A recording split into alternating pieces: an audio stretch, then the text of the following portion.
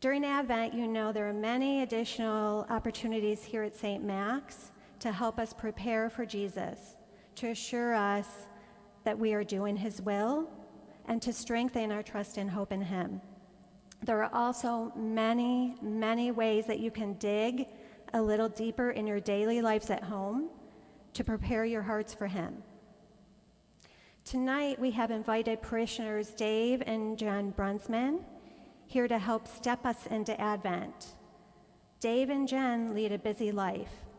Dave's on staff here at St. Max. He leads the RCIA program, and Jen also volunteers with RCIA as well as being a full-time school teacher. They co-lead the Natural Family Planning Ministry here at St. Max, and I know that they're involved in many other areas here too. And they do all of this with 4 beautiful young children. So when we were looking for presenters for the Advent theme, I was told that the Brunsmans had become more intentional about tuning out the world and tuning into Jesus during the Advent season. And these changes had really impacted their life. So we just had to invite them here to learn more about what they're doing because I know how busy they are. So allow me to present Dave and Jen Brunsman. Evening, how are you guys doing tonight? It's good to see you. I really appreciate you guys taking the time out of your schedule to come here and learn about Advent. Also just wanted to thank Mary Lou and everyone on her team for putting all this stuff together for you guys. The reason that we were chosen to come here and talk with you guys is because we had a little bit of what I would call a conversion in the way that we approached Advent. Before 2020, yay, Rona. There we go. Okay, that's a better reaction today than it was last night. That's good. So Jen is a convert to the Catholic faith. She converted almost 10 years ago. So actually, right about now is when she began RCIA 10 years ago, the Feast of Christ the King 10 years ago. Yep. And through that whole process, I became rejuvenated about my faith. A little bit of background for me is I'm actually a cradle Catholic, which for me means that I was confirmed, didn't step foot into a church again for 25 years, and then she started going through RCIA, and it was one of those realizations that, oh, there's actually a lot here, and I want to get to know more about this. And I mean this when I say that Jen becoming Catholic, it was a revolution in our matrimony and in our family, and it just changed everything. But with regard to Advent, we had kind of only looked at Advent as this is just kind of part of the Christmas season. You kind of go in your house, you set up all your stuff, and that's kind of it. And you know, like, yeah, this is for prepping for Jesus' birth, but we didn't really look at it as a means of keeping the two things separated. And so what happened is, last year, St. Max produced this book as a means of trying to maintain connection with our community. Well, so Jen and I brought this book home, and we started flipping through it, and the very first page says, "Blessing of your house," on the first Sunday of Advent. We were like, oh, that's kind of an interesting thing to do. Let's go ahead and do that. And so we kind of flipped through the book and we made a plan, and we said, why don't we approach Advent in a different way this year? And that's what we did. And so in your packet that you guys grabbed on your way in, there's a blank calendar. And so the day before the first Sunday of Advent, we went through and we filled that whole thing out with some things that we were going to do. And the main goal for us in filling that calendar out was intentionality. So everything that we were going to do to help us prepare for celebrating Jesus' birth was going to hopefully help us to dig deeper into the mystery of the season, in the preparation for Jesus being born in the first place, and try to kind of keep the seasons separated, because Advent really is not Christmas. Christmas starts on the eve of December 25th and it goes through mid-January. The first spark for that came after Thanksgiving Mass last year. I was standing out in the gathering space, and if you know Eric Sadler, we were just chatting, what are you going to do this weekend? And I said, oh, we're going to decorate for Christmas tomorrow. And he said, are you going to decorate for Christmas? You mean Advent? Or for Advent? And I kind of was like, what are you talking about? We're going to put everything up because that's what we do.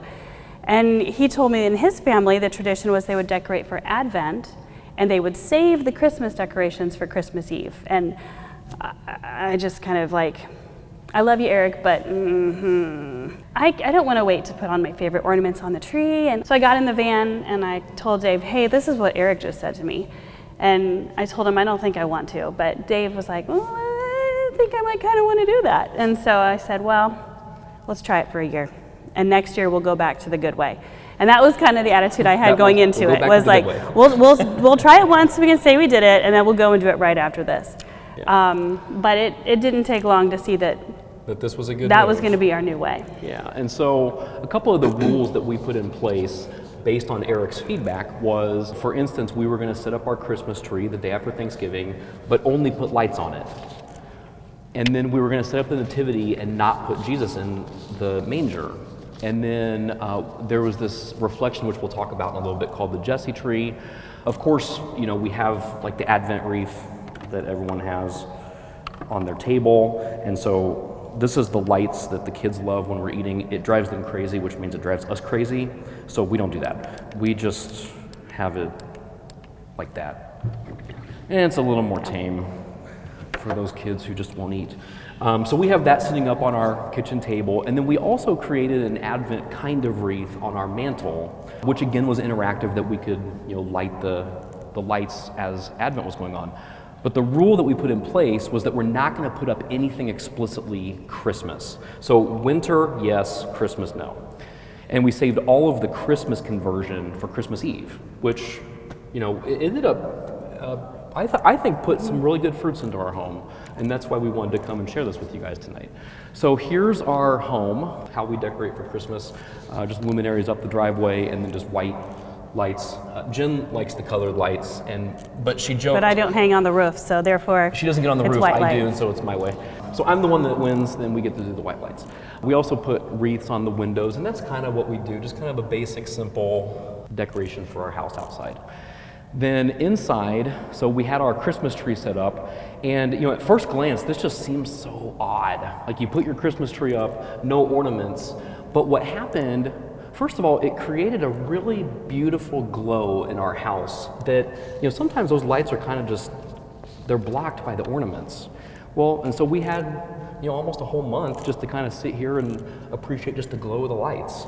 And now we also have a girl who's getting ready to turn 2 here in about a month, which also meant that she wasn't walking around knocking off all the ornaments, which was also a nice little plus. But what this did is that it created an anticipation for, we are going to decorate our tree for Christmas soon. And our kids kind of brought into that whole idea, we kind of brought into the whole idea, and it was just a really exciting thing that was building as Advent was going on. It's completely unintentional, but it did create like a little bit of excitement in our house. And then of course, like, you can't keep the kissing bears out of the equation, so they're wanting to get in on the action of Advent as well, with the glow of the tree in the background. So here's our nativity scene. We don't have the whole set yet. We're still saving to kind of get some of the other pieces, but we do have like the essentials with Mary, Joseph, Jesus, you know, the donkey that Mary rode in on, a couple animals. And that's kind of it. Eventually we'll add some more stuff to it. We just haven't been able to do it yet. But you have the nativity with no Jesus in the manger, and then we also have that little tree in the background. That was our Jesse tree. And so Jen's going to kind of explain to you a little bit about the Jesse tree and our nativity altar. Yes. So the Jesse tree helps us connect the custom of decorating Christmas trees to the events leading up to Jesus' birth. This is something that friends had done for several years, but I'd never really been like, yay, let's give it a go. But we were kind of giving everything a go last year, so we went for it. So Jesse was the father of King David, and we adorned a Jesse tree with illustrated ornaments that represent the people, prophecies, and events leading up to the birth of Jesus. The ornaments on the Jesse tree tell the story of God in the Old Testament, connecting the Advent season with the faithfulness of God across 4,000 years of history. So the first symbol is just a stump with a branch, and each day has a Bible passage as well. And so we made it an event. The kids would color their ornaments before this. We would huddle around the fireplace, and usually Dad would read the passage from the Bible, and then we had 3 kids last year of coloring age, not of peaceful sharing age quite yet. So we had 3 copies. So they each had to make their own ornament. Yes. Yes, so we had 3 copies of all 25 ornaments, and we'll show you what it looked like at the end of Advent. So at the end of Advent, we had in a like little 100 bit. ornaments Yeah. on this little tree. Yeah. So for ornament number 1, the passage is from Isaiah. And it's Isaiah 11, verses 1 and 2. But a shoot shall sprout from the stump of Jesse, and from his roots a bud shall blossom. The Spirit of the Lord shall rest upon him, a spirit of wisdom and of understanding, a spirit of counsel and of strength, a spirit of knowledge and of fear of the Lord. And then ornament 2 is the creation story of Adam and Eve, and it's a symbol of a globe. And then ornament number 3 is the fall, and there's a snake and an apple. And actually, I know I go on tangents, but I'm going to. You do. Just today, I don't know, Max is our 4-year-old. I don't know what sparked a memory of this with him, but he said, "Hey Mom, I remember that ornament I colored with the snake on it." And it was like, okay, like that was a year ago, and it really made an impression on the little guy. So that was really good. The purpose of it is that, like, without original sin, there would have been no need for Jesus to come in the first place. So the Jesse tree helps us in making that connection, along with a genealogical connection along the way. And it's just a fun family tradition that we had. Yeah. And then the table that's on is our little altar space that we have in our house. This is what our house looks like. This is actually pretty clean. Sometimes the mess is moved to a different space or a different place, but this is for kids. Some of you were here early enough to see them in action a little bit. This is just life, and so in order for us to have some place of calm, we put a little altar table in. And so the general rule is nothing goes on the table. This is like a sacred space. And so we have our wedding picture and a family picture, a Bible, a crucifix, some flowers, And a rosary. there's the candles from our wedding and things like that. Then there's the runner, and we have runners of different colors for the different seasons in the liturgical year, and we change them throughout the year. So the gold one is on Like, now, it would be like from Christmas Christ the and King, Easter. Christ and Easter. We have a black one for when we're commemorating the deaths of loved ones, and when we do this, we also put out their candles from the All Souls Day Mass. And then there's blue for May, and For we any have the celebration of Mary. Mary. Red for Pentecost, green for ordinary time. And that's all we have so And we far, don't 'cause have this is the new. purple yet, but- So we have not ever used the purple and the pink. But the cool thing about this is, so we just, Saturday night, we switched over from black to gold for the Feast of Christ the King, and I said, "Hey kids, who wants to come and help me?" And all 3 of them, me, and they ran in, and they want to be a part of this thing that we're doing in our house. And so, like, they're aware of this sacred space, even though they might not look at it as sacred. They're aware of something that we're doing intentionally to kind of like reflect on the changing seasons of the church. So much so. So there's Max, who remembered the ornament. He gets upset and frustrated sometimes, and so it reminds me of a cartoon where they have like the running feet running in a circle, and then phew, off he goes. And so when he gets really worked up, he'll do that, and he'll just run into this room. Now, as long as nobody's put anything on the chair, he'll climb up onto that chair and just sit and rock until he calms down. And then he'll usually come back over and he'll tell us he's ready to talk about whatever happened or resolve whatever the problem was. Or this day, he just sacked right out there because he was tuckered out. But one of the cool things about adding this part to our house is, you have the mess and the hustle of the whole house, but then you have this place, whether or not he puts himself in timeout or not, like, that's a place that Jen can go and just sit, and I'm just going to relax in a quiet place for a minute. And everyone knows this is our reserved, don't bother me in this chair. So then, now getting into the Advent, if you've ever been to a meal at our house, the Brunsmans, we do a little bit of strange Catholic prayers at our house. We don't just do the stock bless us, O Lord, which is just fine. That's just not what we do. We have a prayer set to the Superman theme and the Indiana Jones theme, and the kids love it, and now they know my favorite theme songs as well. But their prayers set to those pieces of music. And so, but for Advent, when we got this book, in it, it has little notes and says, for this week in Advent, say this prayer at dinner. And we started doing those prayers instead. And so again, just making that intentional change that we're going to reflect on getting prepared for Jesus being born. So then, this is what I would call is the only Christmassy type thing that we had in our house during Advent. This is a felt Christmas Day countdowner that my grandmother made for me a long time ago. And what it is just, there's a bunch of ornaments up here, and every day one of the kids comes and puts one on the tree, and then on the 24th, there's a little baby Jesus that goes in the stump. And it's a really nice little countdown. It gets the kids excited. But that, I would say that's the only Christmas thing that we had in our house, but just because it was the purposes of counting down to Christmas. Then I told you guys about having an Advent wreath on our mantle. These are just plastic candles that I bought at Meijer or Walmart or something or other, and painted them, purple, pink, purple, purple, and white. I think they were like a weird, ugly beige color. So I painted them to what I wanted, and basically every Saturday night or Sunday morning when we're heading out to church, one of the kids gets to turn the bulb and turn it on, because this is the second Sunday of Advent or whatever, and they can turn it on, and it's just an interactive way that they can participate in Advent. So for instance, like there's one of the bulbs lit, and then there's our Advent wreath on our table. In the Write Your Own Advent calendar, here's just some of the things that we added. So for instance, I mentioned the Bless the House. We had a 3-day span where we were coloring pictures for nursing home residents, and then we had a day where we would go and take them to the nursing home. We prepared a Christmas food basket.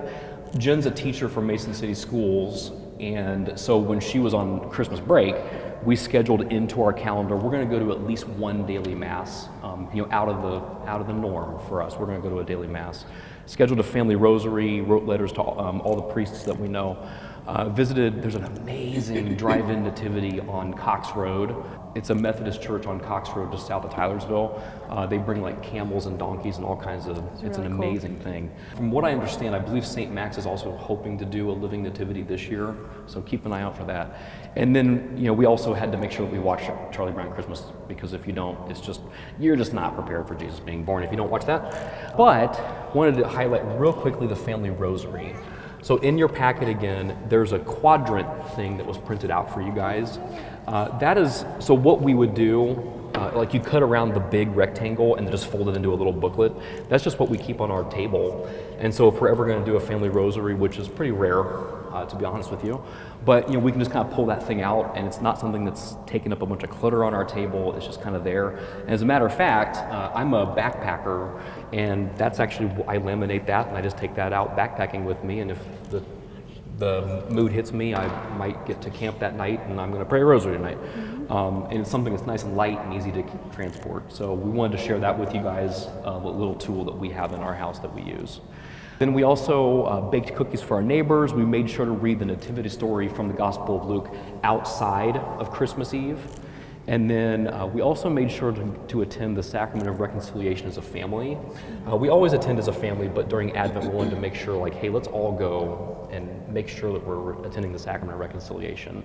And then of course on Christmas Eve, like we said, we decorated our tree, changed everything over from Advent to Christmas. So this was Jen's idea. Yeah, so to kick off Advent, each of the kids got some new footy jammies, and it was the best. They were so excited to get them.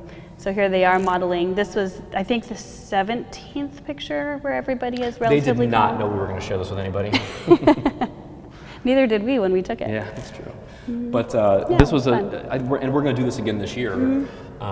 Just starting off Advent with a little gift for the kids, just to say, hey, we're going to intentionally prepare for Jesus being born, and here's a gift to get us started. And they really like that idea, so we're going to do that again this year. And then in the booklet from last year, Father Jim shared this incredible hot chocolate recipe, which we also shared with you guys if you don't have it. My advice, my professional opinion, is if you're going to make this for your children, do not give it to them an hour before bedtime. There's espresso in it. Yeah. It's super good, like very rich, but this is not something to give to your kids. 6.5 teaspoons of espresso powder. It's not even like it's a lot. So if you're going to give it to them, like make sure to give it to them in the morning, and they're going to get wired up and crazy. But it was super delicious, and so we want to make sure to share that recipe with you.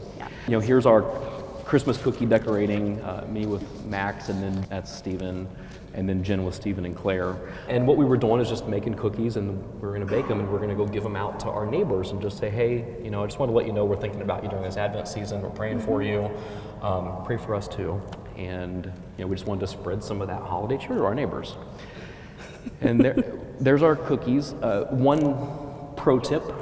So if you do these things, and if you've never done this before, so Red Hots are great. No problem with Red Hots. These little peppermint spin wheel thingies, those don't bake all that well. They turn into a big gooey mess, and they're horrible to chew on once they melt. So if you're gonna decorate cookies, stay away from that thing. And runts melt entirely. Yeah, runts didn't just work. make a We tried puddle. runts, that didn't work either. So learn from us dummies, don't do those things. And then one of the other things in the book was about making Lucy bread. And so So she's gonna talk a St. little about Lucy's this. feast day is on December 13th. She was a 4th century martyr, and a tradition is that before dawn, the oldest daughter in the family will dress as St. Lucy, wearing a white gown to represent purity, a red sash to represent martyrdom, and a crown of greenery with lit candles. We don't participate in that part of the tradition. Yeah, we don't have a kid who's mature enough to be wearing candles around our house on their head. No, but we did make the bread. So this is supposed to symbolize the crown that she wears, and that's Yes. what this is for. Yes, because the tradition is that St. Lucy served the persecuted Christians that were hiding in the dark catacombs, and that lighted wreath on her head was what guided her way down there. So in commemoration of that, we have a special St. Lucy Day treat with sweet rolls and pastries. Yeah, and it turned out pretty good. Neither of us are bakers. We'll try it again this year. Yeah. We'll do better. But it wasn't too bad. This is what it ended up looking like. It tasted better than it looks. But I believe we also shared the recipe with you guys as well, if you wanted to add that to your calendar. And then we made a Lego nativity. So we do not own a Lego nativity set. As a matter of fact, you can tell that we actually own a Frozen set. I don't remember what that thing is called, but it's from Frozen. Sven. So we have a Sven. Sven is Mary's donkey in this nativity scene. And so the kids, they just sat down with us, and we kind of tried to build a creche of some sort. And this is how the kids view Jesus. And so Mary is Anna, and then Joseph, I don't think, he looks like a fisherman, not a carpenter so much. But they got creative. Jesus was born and he has this little halo on his head. So, but the whole point is like, let's be creative with this and again, try to dive into the mystery of the birth of Jesus. You can see how we have like a couple rats and dogs all over the place because it is a manger. So they were careful to make sure that we had little rats and things all over around. And so this is the angel proclaiming the birth of Jesus to the shepherds, and they're just like completely blown away by the news. That's why they're standing like that. And a dog with a bone apparently, I guess, are hanging around shepherds. And then here's the angels singing Hosanna in the highest, proclaiming that Jesus was born. Then we have this is the best we could do. This is the 3 wise men with their crowns, and I guess one of them's bringing a gift of a hot dog. It's the best we could do. But we did the 3 wise men coming to bring gifts to Jesus. I'm not entirely sure what a minion is doing in the Lego Nativity, but there he is. Take and do what you want with it. But the kids, they liked this, and they said, "We're going to put a minion here in the back," and there he is. And the conversation was fantastic as we were talking about all those different elements. It was wonderful. Yeah, it was pretty good. And so then Christmas Eve came around, and we started taking all of the winter stuff down and putting all of the Christmas stuff up. And so, for instance, like we didn't hang our stockings until Christmas Eve. That was not something we'd ever done before, but we hung our stockings on Christmas Eve. I did not get a good picture of this, but this little quilt up at the top of our mantle, it's kind of like a wintry quilt. It does not does not indicate Christmas in any way. It's more wintry. And the reason I'm pointing that out is because the next picture shows that we took that down and we put a Santa Claus thing up. And you can also see how all of the candles on the wreath are now lit. And then we decorated our Christmas tree. This is our first Christmas as a married couple almost 20 years ago. So this is one of our favorite ornaments, and wanted to make sure to show everyone that we have our first Christmas ornament. And then no tree is complete without a Back to the Future car, because it's the GOAT of movies, really. I mean, if you're talking about trilogies, that's where it's at. It's the Back to the Future. I'm not sure this is the flying version. It's just the driving version, but it does not go 88 miles an hour and does not take you anywhere. So we have that, and then of course no tree is complete without a leg lamp. And then we have a bunch of other tree ornaments as well, but those are three of our favorite ones. And then we came to midnight mass. And so if you've never been to midnight mass at St. Max, this is how they do it up. It's really beautiful. Beautiful. And what we did is we had the kids go to bed as best as they could, and then we made the dumb mistake of like, hey kids, wake up at 11 o'clock p.m. and let's go to church. Well, it was great for us. They did not make it, which is okay, because the point is not necessarily that they're staying up from from midnight to 1:30. That's not the point. The point is that we're trying to expose them to the mysteries of our church and trying to help them to dive into, again, getting prepared for Jesus being born. So we're okay with bringing them with pajamas and letting them sleep in the pew. It's no big deal to us. And then we came home and put Jesus in the manger. This is what our Jesse tree looks like. Like Jen said, we have 3 kids who were coloring, and so, this is almost 100 ornaments on this little tree. 75, I think. But, again, like a nice little reflection that, every day we're reading a Bible story and, trying to make that connection between creation and the birth of Jesus, because that's the whole story of salvation in the first place. And then Santa Claus, we hear Santa Claus really loves Tang, and so in our house, Santa Claus is served Tang. Apparently doesn't go as bad as milk, right? So we made Santa Claus Tang, gave him a little bit of a candy cane as if he doesn't get enough sugar, having to eat one of those things at what time does he come? 2 o'clock in the morning, whatever. But we tell the kids, go to bed, and Santa Claus will come as soon as you're asleep. And so Santa Claus came and drank his Tang. And then this is the havoc that Santa Claus causes with our stockings, filling them up, and we had those things nice and organized, and he comes and does this to our house, and it's like, thanks a lot, Santa Claus. But it's okay, we're okay with it. So then the next morning, the kids wake up, and what we did this past year was new, but they woke us up and said, hey, Santa Claus came, and we said, okay, so we're gonna go through our stockings first. And so we let them go through the stocking, get all their gifts out of there, and then we came back to Mass.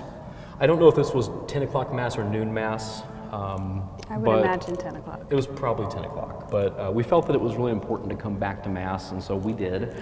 The kids were awake this time, and they loved it. Claire, our girl right there, and she's really intrigued by all the scenery and everything at St. Max, and she's our little teacher, aside from Jen. And so the question would always be, so you guys really punished yourself. You went to Mass at midnight, and then your kids woke up early, and you're gonna drag them back to Mass? Well, yeah. And this was not our normal jam. This is just something that we did last year, and we'll probably keep that tradition up. It was a really great thing, and the reason, I think it harkens back to Jen being a convert to the faith. She's able to come in and enliven my faith life with a bunch of traditions that she had growing up. The Catholics, we have all the traditions, we're just not very good at practicing them. And so she comes in and she, is able to kind of center me and ground me and say, hey, these are the things that we should be focused on. And so I really appreciate that she comes in with those eyeballs and can kind of guide me to be more on the right path. But like I said at the beginning, Jen's a convert, almost 10 years now, and really, I truly mean this, that Jen becoming Catholic is the best thing that ever happened to me and our family. I really mean that. Yeah. And because of that, Jen has led me to have a deeper relationship with Jesus. Before working at St. Max, I used to work in Hollywood, so this is like a really weird career path.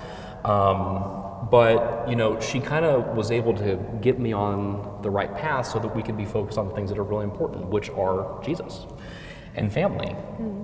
And so I love being Catholic, Jen loves being Catholic, and I love Jesus and Jen loves Jesus, and we want to show our kids that they can love Jesus too. And I don't know if anyone feels this way, but when I was growing up as a kid being raised Catholic, I didn't really have that connection. I didn't feel like there was this personal relationship even to be had. And it turns out that there is. And so now that we're kind of in that mode, this is something that we want to share with our kids. And so, yeah, we're going to go to Mass twice. And I'm not even going to think anything of it now. So then the evening we had our formal dinner. This is Dan. Dan is on the left. That's Max's cousin. Max is the one in the Colts shirt. They're not very good, but we still root for the Colts.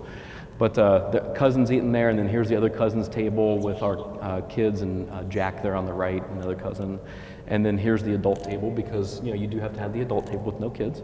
And so we're having our formal dinner and celebrating the birth of Jesus with our family. And then we learned you cannot cook the baby. You cook the ham, not the baby. So don't cook the baby. If you have one around, the burner was not on, by the way, just disclaimer. The burner was not on, it's a joke. That's really pretty much all we have. I would just invite you, if some of the things that we've shared with you today have you intrigued a little bit. One is to make sure to grab this booklet that St. Max has produced. It's right outside the door. I have a whole bunch of them, so make sure to grab them. And there's a bunch of kid-friendly books as well that you can grab for your kids. It was really cool to have the entirety of Advent with this sense of there's more coming. And Christmas Eve was an event. It wasn't we have a pizza tradition where our evening Christmas Eve is we get pizza. I get really mad if we don't get the pizza. He does. But so do I, so it's all right.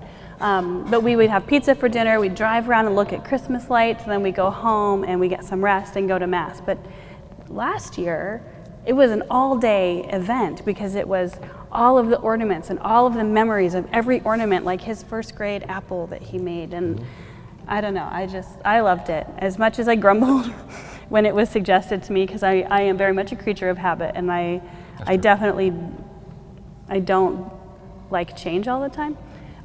But this was a fantastic one, and I'm really excited to do it again. Whatever works for your family, just even if you can find one thing to do to just turn it up a little bit, it's beautiful. It's beautiful. Had anyone ever thought about separating Advent as a preparation for Christmas versus Christmas itself? Has anyone ever done that before in their house? I have a couple people shaking their head. We hadn't either, and I think I want to go ahead and just put this out here real quick. I think a lot of people, they have a tendency to look at people who work for the church, and it's like, man, they have everything all figured out because they're so holy. No, we don't, and no, we're not. We're on the journey just like everyone else is on the journey. It just happens that we were here, and it happened that there was this book, and it happened to be that there was this shutdown from COVID, and it just happened that we were going to try something new. And it turned out to be super fruitful, and we just can't wait to do it again. So, if you're leaving and you're feeling like this is just not something we can do, I would encourage you to go back and really reflect on that, because I believe it is something that you can do. And even if you do something different than what we did, just to kind of separate the seasons and just prep for this amazing mystery that we can't even comprehend, God becoming a human being. It's just an amazing thing that I don't understand it, why God would do that, aside from love. But, I would encourage you guys to go home and see if you can kind of help to, dig into that as well and try to reflect and, prepare your house for the coming of the Lord. Yeah. Good? What was your family's reaction when you said, we're decorating for Christmas? Well, Can you repeat? she said, what was our family's reaction when we decorated for Advent instead of Christmas? I don't know. Did they think we were crazy? Right here. I don't even know did you guys notice that we did all that stuff, or? Yeah, How We talked about it. did you react? Did you feel like we were crazy? we already knew. Oh, we're crazy. They already knew we were crazy. I don't know. Jen and I would say that we're both pretty outward about our faith. Like I'll sit and talk with you if you're interested. Actually, we'll both sit and talk with you if you're interested. But I think one of the great things about being involved at St. Max, or even just in Christianity at all, is just the opportunity to learn from other people. And so, the thing is that so we can share this with you guys, and maybe this is something that'll bring some intentionality to your Advent. But then maybe we can be talking and you'll say, hey, this is something that we do in our house, and then we can learn from you and try to make it better. Because, we don't have it perfect, we don't have it all figured out, we're just trying to raise kids to love Jesus. And we don't really know what we're doing. Yeah, and we don't really worry too much about it. I mean, Dave's side of the family isn't where we are, and my side of the family isn't where we are, and that's fine. So we just do what we think is best for us, and I mean, we share things and talk about things, and I mean, if somebody in my family were to think like well, that's crazy. Then, okay, that's okay. It good. does something for me. It does something for Dave, and it does something for our kids. And So, but thanks for the question. Anyone else have Yeah. any other questions? No. Thanks a lot. Thank you. Appreciate it. Thank you, Dave and Jen. Oh, thank you. Thank you.